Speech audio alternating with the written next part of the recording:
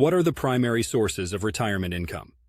When you think about retirement, you might daydream about endless days of relaxation, travel, and spending time with loved ones.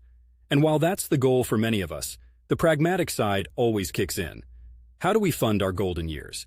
There are a handful of primary sources people tap into for retirement income, and they each have their roles to play. First up, there's the classic 401(k) or 403(b) for the nonprofit workers out there. Many of you are familiar with this: the payroll deductions, the employer match, if you're lucky, and the delightful tax deferments. It's your personal pot of gold that grows throughout your career. Ideally, you don't touch it until you're at least 59 and a half years old, or Uncle Sam gets a little grumpy and penalizes you for early withdrawal. Then there's Social Security. It's the government's way of saying, hey, thanks for all those years of hard work. This program provides you with a monthly check based on your earnings during your working years. Contrary to some dire predictions, it's still around, though it's always a good idea to plan as if you'll only get a fraction of what's promised. Pensions are another source, and if you have one, give yourself a pat on the back for working in a job that provided one. They're pretty rare these days, having gone the way of the dodo in most new industries.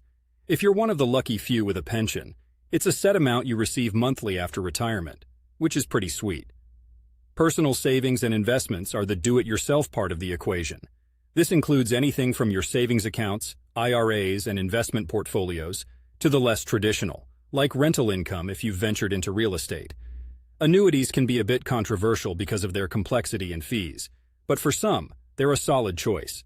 You basically give an insurance company a pile of money and they say, cool, we'll pay you X amount every month for as long as you live. It's a way to create a paycheck for yourself in retirement.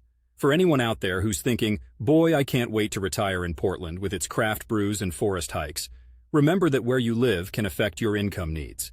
A dollar stretches differently depending on your locale.